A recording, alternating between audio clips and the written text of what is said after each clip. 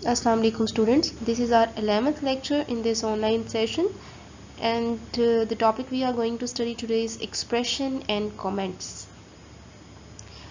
ये short question के point of view से इम्पॉर्टेंट है, आपने इनको शॉर्ट के रेफरेंस से देखना है। तो चलिए शुरू करते हैं। सबसे पहले हम देखते हैं एक्सप्रेशन क्या होता है। Combination of operators and operands is called expression. मतलब अगर ऑपरेटर्स और ऑपरेंड्स का कॉम्बिनेशन आप लें, ठीक है, उनको कंबाइन कर दें तो वो क्या बन जाता है, एक्सप्रेशन। आपने पीछे अभी तक बहुत सारे एक्सप्रेशन स्टडी कर लिए हुए, लेकिन यहाँ फिर भी हम उसको एग्जाम्पल से भी क्लियर कर लेते हैं। जैसे a प्लस बी, इसमें क्या है, ऑपरेंड भी है, ठीक है, ऑपरेटर भी है, तो ये क्या बन जाएगा, एक्सप्रेशन। ये क्या बन जाएगा, इसमें भी ऑपरेंड भी है, ऑपरेटर भी है, ये भी एक्सप्रेशन बन जाएगा। कांस्टेंट भी है इसमें भी क्या है, ऑपरेटर्स भी हैं, ऑपरेंड्स भी हैं, तो ये भी क्या बन जाएगा, एक्सप्रेशन। तो ये सारे के सारे क्या हैं, एक्सप्रेशंस। एक्सप्रेशंस किसके कॉम्बिनेशन से बनते हैं, ऑपरेटर्स और ऑपरेंड्स के कॉम्बिनेशन से। अब कुछ और एग्जांपल्स देख लेते हैं। Int a is equal to 1, b is equal to 2, c is equal to 3, d is equal to 0।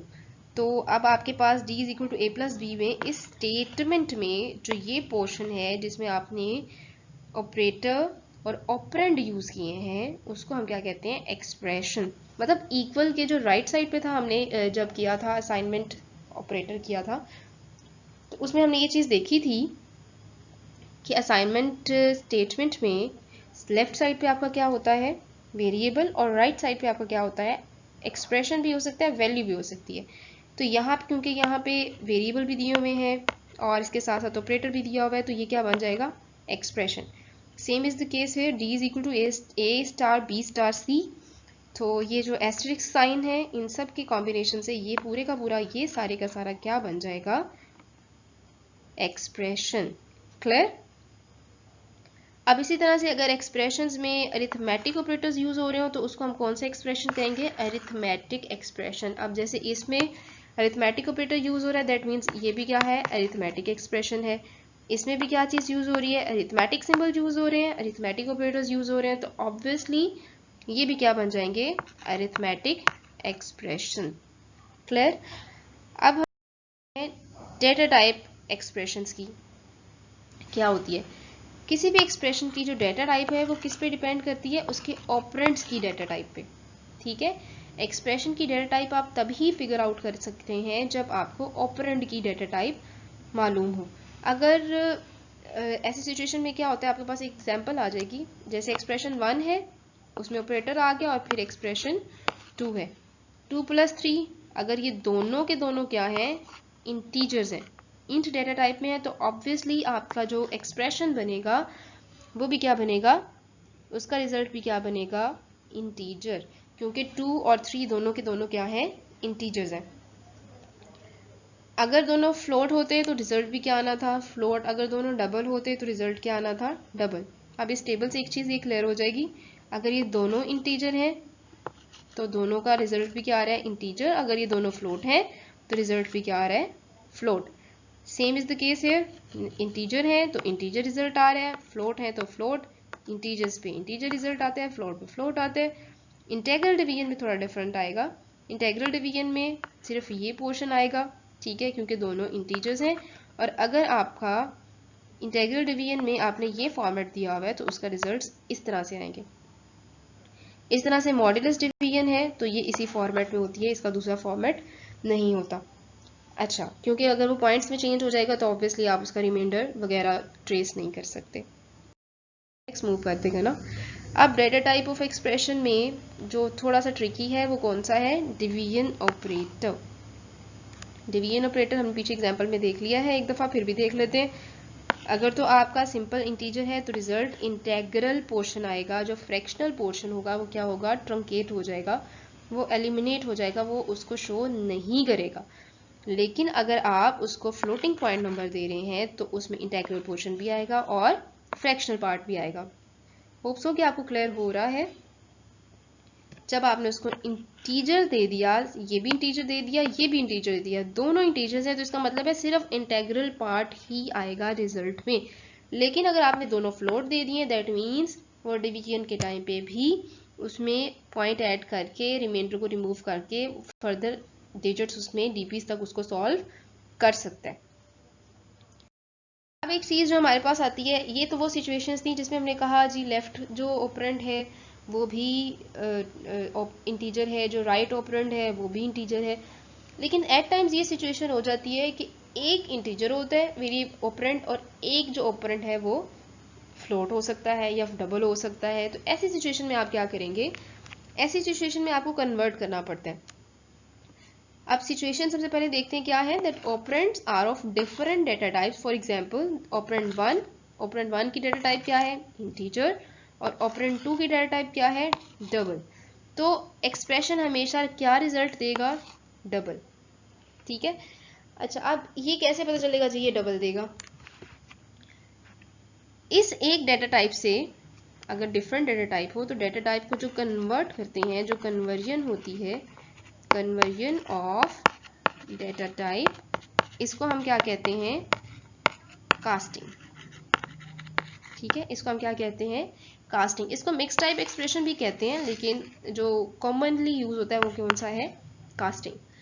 अब इसमें हम क्या करते हैं कि एक जो डेटा टाइप है उसको कन्वर्ट कर देते हैं किसी दूसरी डेटा टाइप में। नाउ द क्वेश्चन राइजेस कि आप किस डेटा टाइप को किस डेटा टाइप में चेंज करेंगे।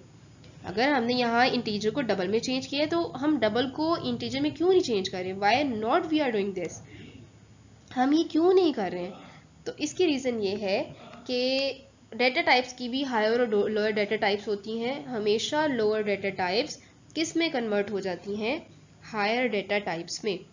लोअर डेटा टाइप्स हमेशा किस में चेंज होती हैं, हायर डेटा टाइप में। और लोअर टू हायर का आपको कैसे पता चलेगा, सबसे जो लोएस्ट है वो मैं आपको यहाँ मेंशन कर देती हूँ। जो सबसे लोएस्ट है वो कौन सी है, हम left right to left move करते हैं। सबसे लोएस्ट है character data type which is 4। ठीक है, इसके बाद कौन सी आती है, इंटीजर, इंट आएगी, उसके बाद लॉन्ग, और उसके बाद फ्लोट,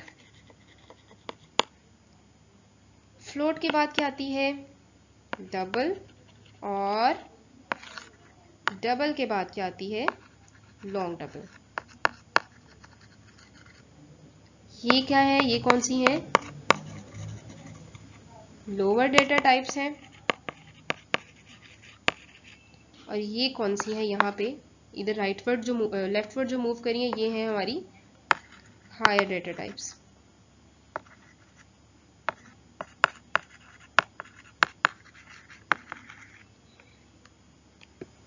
अब क्योंकि लोअर ने चेंज होना होता है हाईएस्ट में, दैट मीन्स इंटीजर ही किस में चेंज होगा, डबल में, तभी एक्सप्रेशन का रिजल्ट क्या आ रहा है, डबल।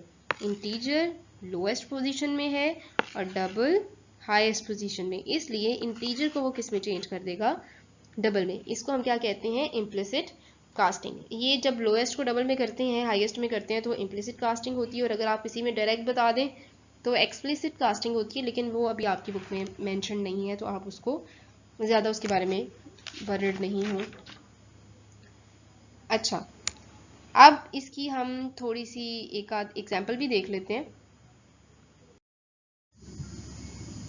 एग्जाम्पल देखें सबसे पहले।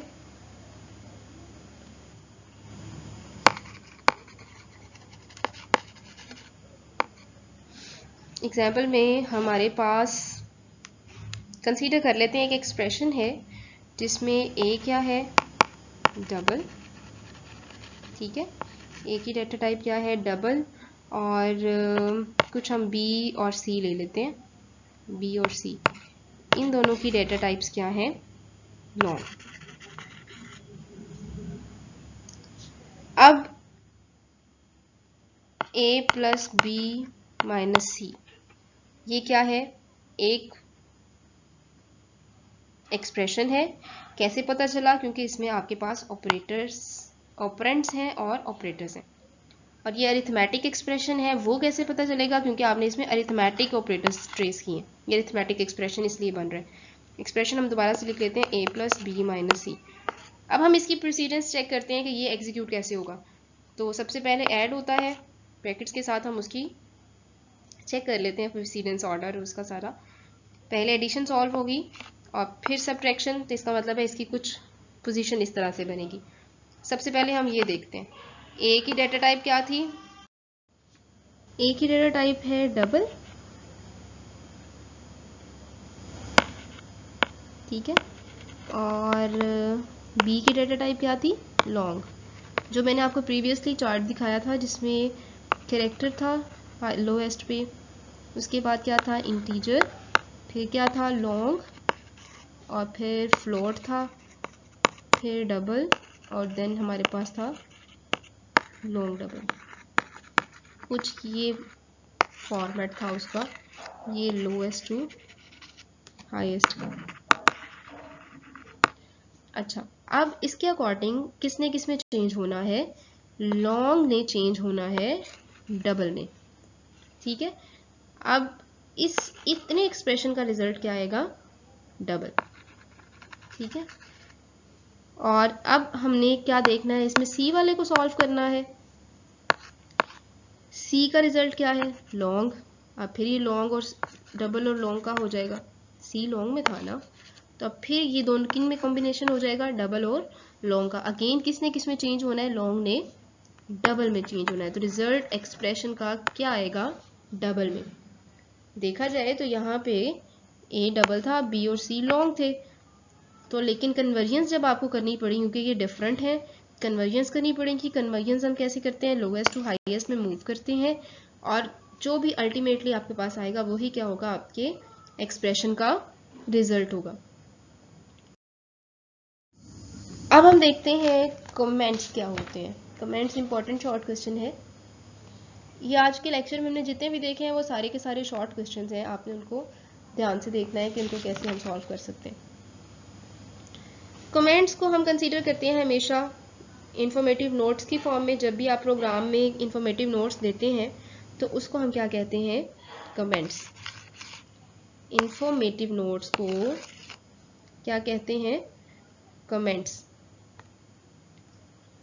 अब प्रोग्राम कोडिंग में और क्या क्या चीज़ आती है?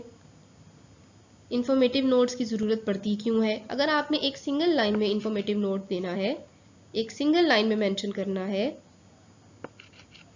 तो सिंगल लाइन में मेंशन करने के लिए आप कौन सा सिंबल यूज़ करते हैं? ये डबल स्लैश साइन। इसको हम क्या सिंबल, कौन सा सिंबल है? ये बैक स्लैश है। इस सिंबल को हम क्या कहते हैं? बैक स्लैश, ठीक है। डबल बैक स्लैशेस होंगी तो वो किसको शो करेंगी? सिंगल लाइन कमेंट को। जैसे मैंने आपको बताया था जी, इस लाइन में हम क्या कर रहे हैं? डिक्लेयर कर रहे हैं। इस लाइन में क्या कर रहे हैं? इनिशियलाइज कर रहे हैं। तो ये जो पूरा प्रोसीजर है, ये जो एक इन्फॉर्मेशन है, ये किसी नोट की फॉर्म में आप कैसे ऐड कर सकते हैं? कमेंट बनाकर। अब कमेंट कैसे बनाया जाता है? अगर आपने सिंगल लाइन को बनाना है तो आप डबल बैक स्लैश यूज करेंगे।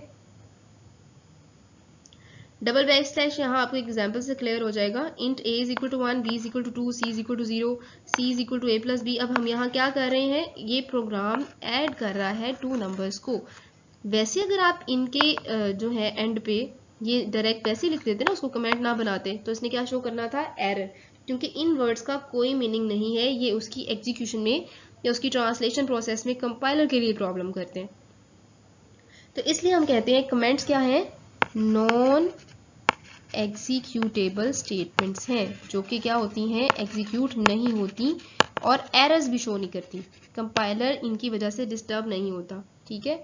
नॉन एग्जीक्यूटेबल स्टेटमेंट्स हैं, या फिर आप इसको रिमार्क्स की फॉर्म में भी ले सकते हैं कि ये क्या होते हैं? रिमार्क्स। कंपाइलर क्या करेगा? इन स्टेटमेंट्स को या कमेंट्स को क्या कर देता है? इग्नोर कर देता है, क्योंकि ये सिर्फ और सिर्फ क्या चीज़ बताती हैं? प्रोग्राम का लॉजिक बताती हैं, ठीक है। ये किस चीज़ में हेल्प करती हैं? एक्सप्लेन करने में। क्या चीज़ एक्सप्लेन करने में हेल्प करती है? Logic of program. जैसे उसने यहाँ पे हमें उसका एक लॉजिक बता दिया है कि यहाँ पे ये क्या कर रहा है? 2 नंबर्स को ऐड कर रहा है। या हम ये भी कह सकते हैं कि यहाँ हम क्या कर रहे हैं? सी को इनिशियलाइज कर रहे हैं, सी को वैल्यू असाइन कर रहे हैं, सॉरी इनिशियलाइज नहीं कर रहे, वैल्यू असाइन कर रहे हैं। ए प्लस बी एक्सप्रेशन की वैल्यू किस में स्टोर हो जाएगी? सी वेरिएबल में। अब इसकी अगर आपने मल्टी लाइन कमेंट्स बनाने हैं तो फिर उसके लिए एक ईजी मेथड यही है कि आप बैक स्लैश के साथ स्टेरिक साइन लगाएं, और उसके बाद जब आप उसको क्लोज करने लगें तो पहले स्टेरिक साइन आएगा और उसके बाद क्या आएगा? बैकस्लैश, ठीक है।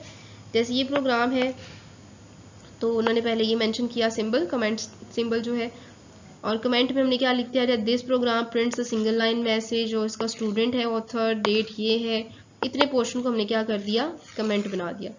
अब जो कोई रीड कर रहा है उसके लिए ये हेल्पफुल है, और एग्जीक्यूशन में ये शो नहीं हो रहा, और बाकी आपने प्रोग्राम वैसे कंटिन्यू कर दिया। अब इसमें भी हमने ये साथ बता दिया कि ये जो नीचे लाइन आ रही है ये क्या चीज़ शो कर रही है, इस मैसेज को, प्रिंट को शो कर रही है। The following line of code prints a message, के जो नीचे लाइन दी होगी ये क्या करेगी, मैसेज को प्रिंट करेगी। अब कोई भी आप ले सकते हैं एग्जाम्पल्स, लेकिन कोशिश ये करिएगा कि आप एक्सरसाइज को चेक करें एक दफ़ा, ठीक है। अगर आपसे ना हुई, लेकिन मुझे वो नज़र आनी चाहिए कि आपने उसकी एफ़र्ट की थी, और एफ़र्ट करने के बावजूद वो नहीं हुई, देन हम उस पर भी एक सेशन रख लेंगे और इसको मैं क्लियर कर दूंगी, प्रीवियस चैप्टर का भी और इस चैप्टर का भी।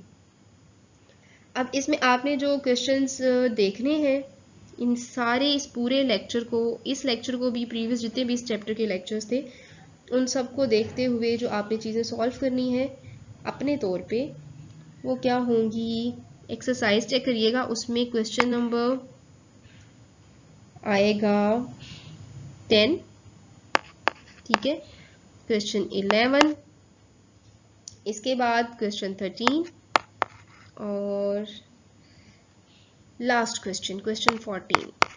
ये क्वेश्चंस हैं जब आपने खुद से प्रैक्टिस करने हैं, खुद से इनकी ड्रिल करें। अगर कोई प्रॉब्लम होती है फील फ्री टू आस्क, लेकिन प्रैक्टिस मुझे दिखानी है, मुझे नज़र आनी चाहिए कि आपने प्रैक्टिस की थी, प्रैक्टिस के बावजूद नहीं हुआ, उसके बाद मैं, आप पूरा सेशन हम इस पर रख सकते हैं, मैं आपको पूरी की पूरी हर एक चीज़ सॉल्व करके दिखा दूंगी, लेकिन एफर्ट के बाद, ठीक है। ओके, सेकंड चैप्टर पर हमारा ख़त्म हो गया। अब हम नेक्स्ट इंशाल्लाह थर्ड चैप्टर स्टार्ट करेंगे। अल्लाह हाफिज़।